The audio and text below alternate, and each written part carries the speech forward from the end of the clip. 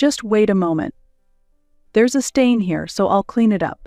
What? At the sudden, incomprehensible words, I turned around and something cold hit my face, and I fell to the ground. The moss green party dress I was wearing slowly started to stain. What's happening? Water and flowers. Looking up, my sister-in-law, wearing a stunning dress, was holding a decorated vase. Water was dripping from the mouth of the vase. A dirty sister-in-law, like you can become clean with this. My sister-in-law, seeming to enjoy herself deeply, had a mean and ugly smile on her face. My name is Kate, and I am 35 years old. While keeping the household, I also work in caregiving. My husband, who is the same age as me, was a high school classmate, and we hit it off after reuniting at a reunion. Starting as friends, after his proposal, we began dating and smoothly moved on to marriage. We don't have children, but we lead a fulfilling life. However, the relationship with my in-laws is not very good. For some reason, from the beginning of our marriage, I have been continuously antagonized by my younger sister-in-law, Susan. Don't touch anything with those hands that have been taking care of drooling elderly people. It's dirty. You do dirty jobs, and your income is less than half of mine.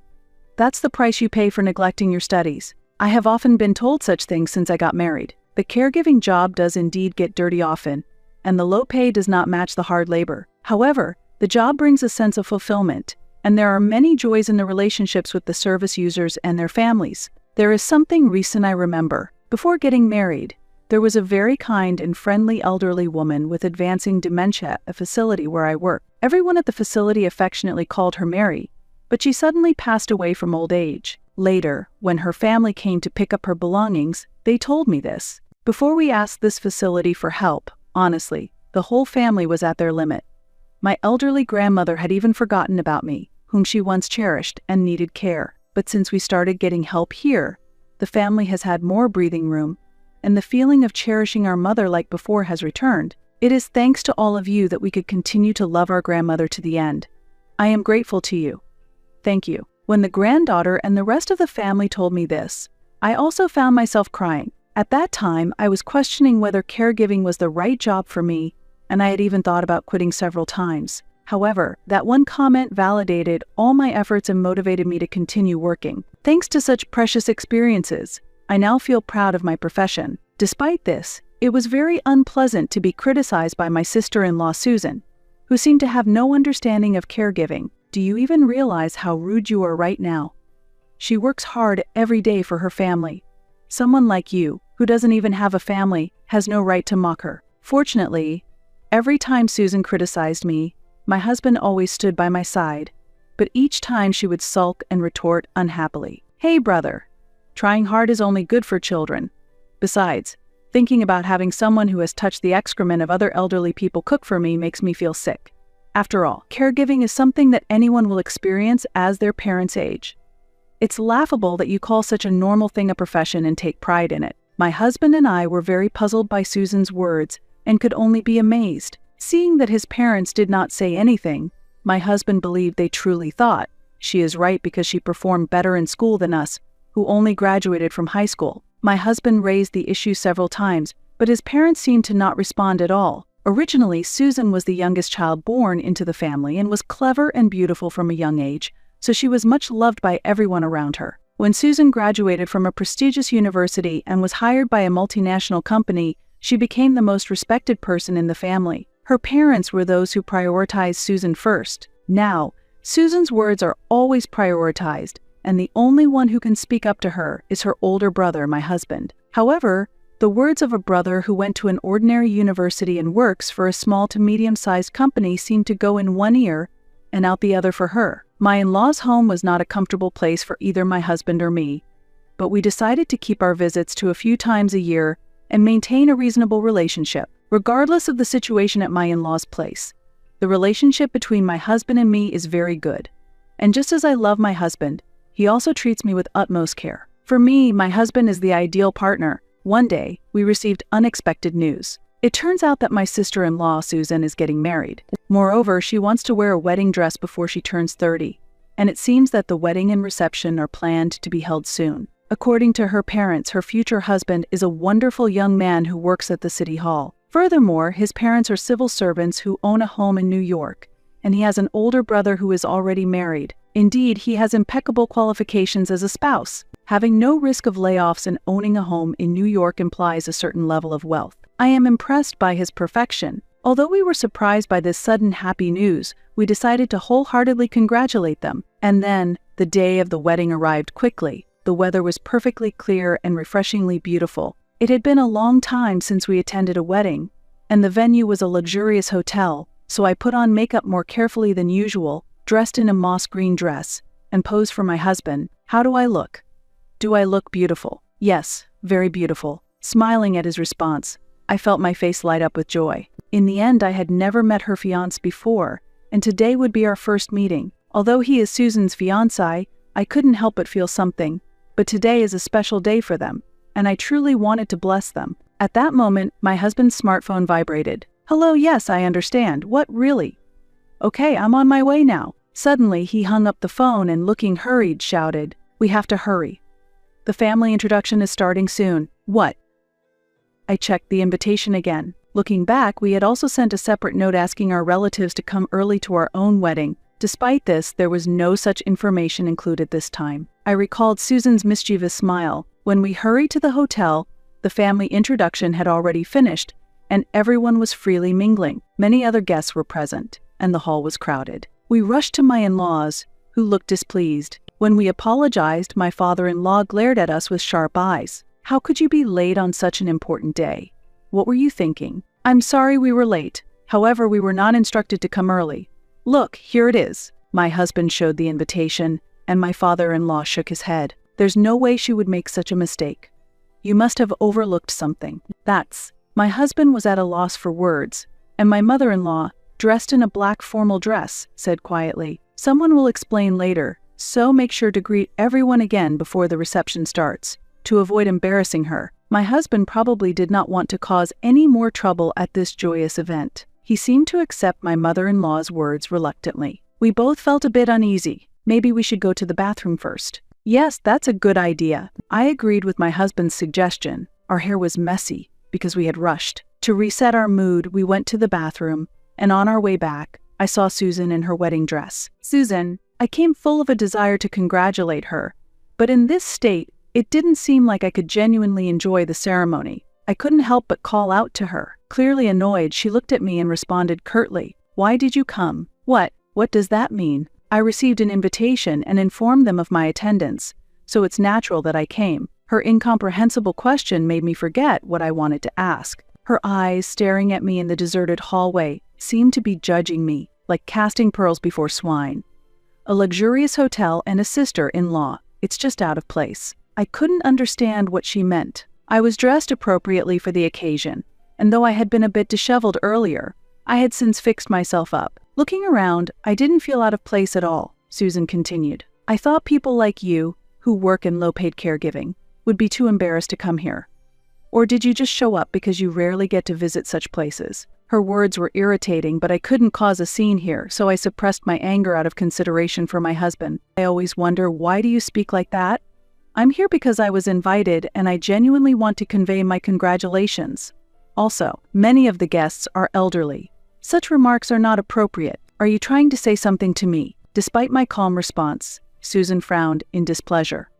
You married an ordinary husband, have no children, and you're satisfied with a low-paying, dirty job, yet you dare to lecture me. That's a joke. She was the one actually mocking people. I felt my blood boil. Just as I was about to retort, my husband called me from behind. When I realized what was happening and came back to my senses, she sneered through her nose. Today is my special day. Please avoid any unnecessary trouble. Saying that, she left accompanied by the staff. My husband approached me with concern. Are you okay? What happened? It's always like this. Don't worry. It's not a big deal. Despite trying to stay calm, my voice trembled. My husband seemed to sense something and silently hugged me. Honestly, I have lost interest in Susan's wedding. However, if I make a scene now, it will inconvenience many people, excluding Susan. So I decided to restrain myself today. Swallowing all the words I wanted to say, I quietly attended the ceremony under my husband's protection. I couldn't muster any feelings of celebration. I just bowed my head and waited for the time to pass. Since I had paid a substantial gift of money, I decided to at least make the most of the meal. After the ceremony, as we were heading to the reception venue, a staff member suddenly stopped me. The bride has requested to speak with you.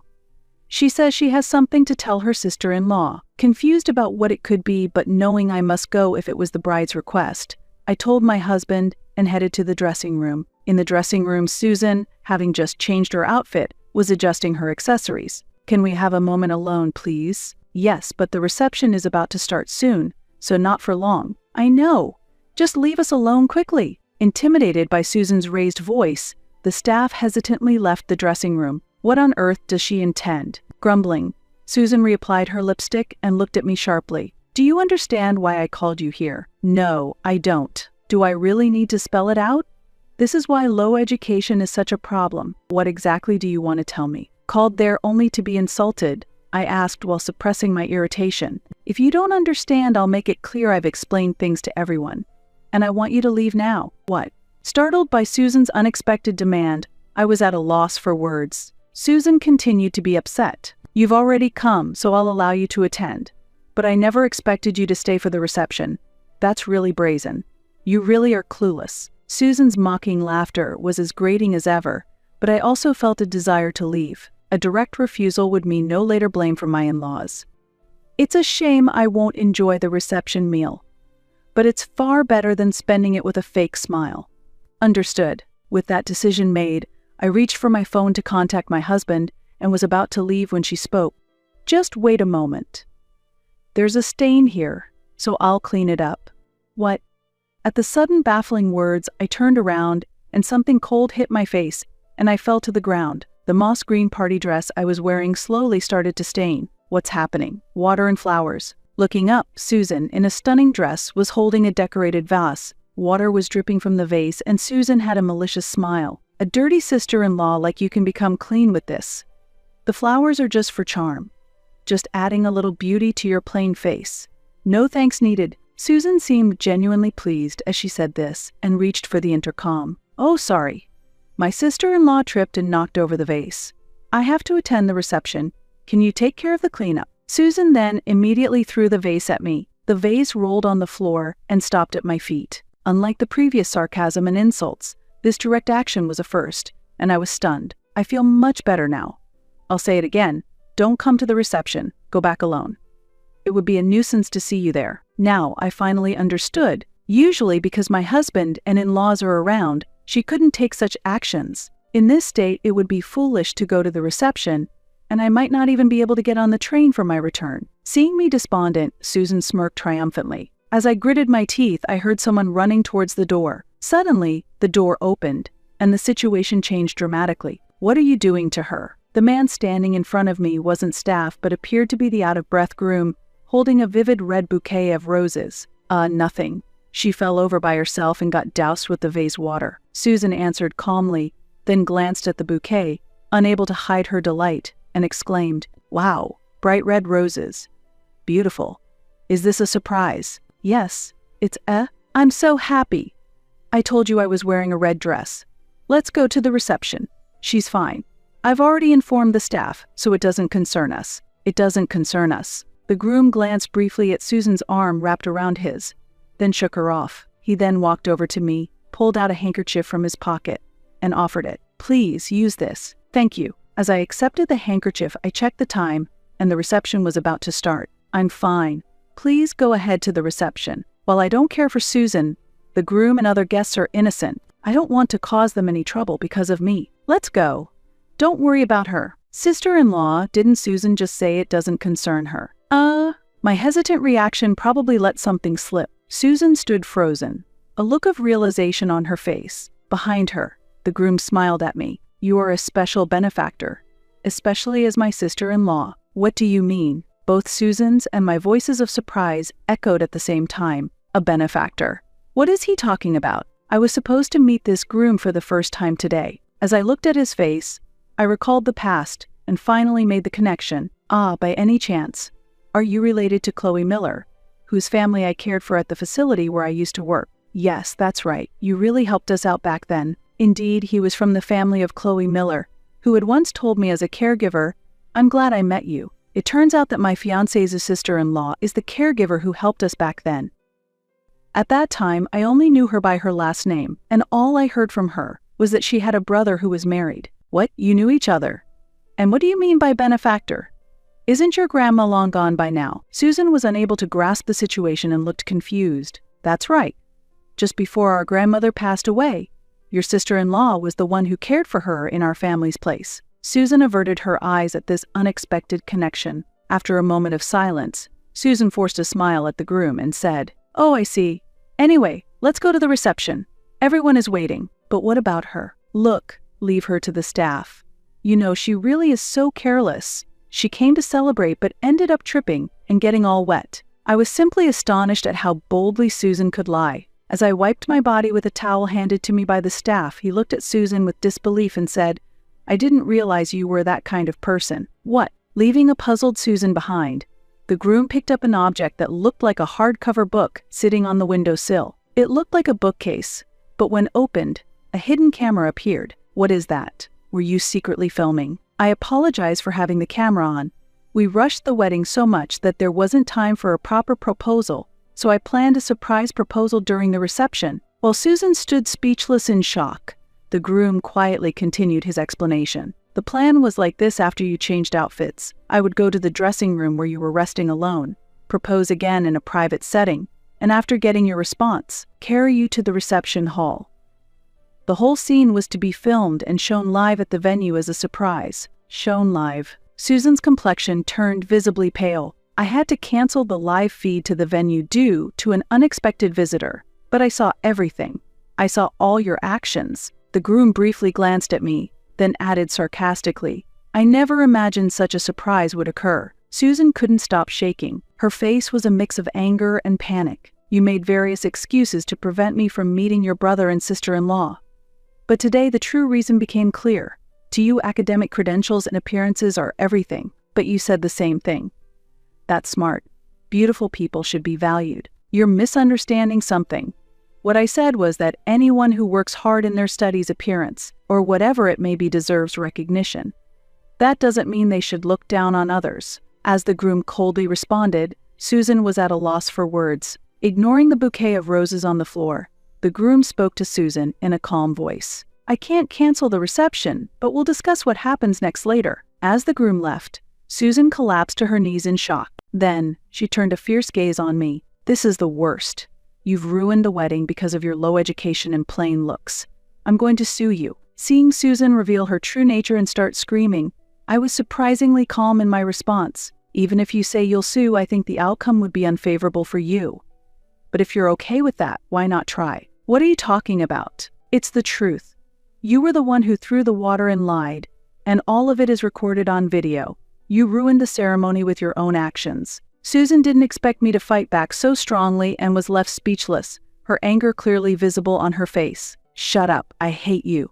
Just disappear." Susan's voice was filled with rage, and her fury controlled her. She hastily picked up the bouquet that had fallen to the floor and threw it at me with all her might. As I closed the door, the sound of the bouquet scattering on the floor echoed, along with her angry screams throughout the venue. Soon after, my husband and in-laws hurried over in response to the staff's call. Seeing me drenched, my husband immediately rushed over and checked on me with concern. Meanwhile, my parents-in-law merely glanced at me, unable to hide their anxiety and confusion at their daughter's tantrum. When the groom played the video he had prepared, in response to the demand to know what had happened, my parents-in-law were speechless, and my husband could hardly contain his anger. Her actions were clearly excessive. If I had known this would happen, I should have kept her at a distance from the start. "I'm really sorry you had to go through this." "It's okay," I managed to speak up for myself too. That helped me feel a bit better. I tried to calm my husband. While his parents were still wondering what to do next, I quietly spoke to them. "I don't have a change of clothes, and staying here won't let her calm down. I'll be leaving now." At this, they showed a momentary relief and said, "All right, leave this matter to us. It would help if you could go back as soon as possible. Today's main character is our daughter. You'll forgive her, won't you?" They replied. I sighed slightly at their words, understanding their parental heart, yet prepared to leave. At that moment, my husband gently embraced my shoulders and firmly addressed his family. He declared boldly in front of them, "I cannot allow my wife to continue being treated this way. I'm truly sorry, but we will need to keep some distance moving forward. I hope everyone here has a long and happy life." This sudden declaration left his parents shocked and utterly speechless. Afterward, we quietly left the venue while holding each other's hands. The planned reception did start, but was delayed by several minutes and eventually had to be cancelled due to cancel beer, unsettling and frantic behavior. At the scene, the groom announced their divorce, and Susan found herself single again just a month after getting married. I heard that she blamed the entire series of failures on me, but all of it was the result of her own actions, and I felt no sympathy for her situation. It seemed that the consequences of her past behaviors had finally come back to haunt her. After cutting ties with my in-laws, one day, I asked my husband if he felt lonely being away from his biological family, to which he immediately responded with a bright smile. "What are you talking about? I have you, and we're going to have more family members soon." As he said this, he lovingly stroked my belly. "We're going to build a warm home for this child." His gaze was tenderly fixed on me and the new life growing inside me, his expression as warm as a gentle patch of sunlight. I wholeheartedly wish for a happy future together with him.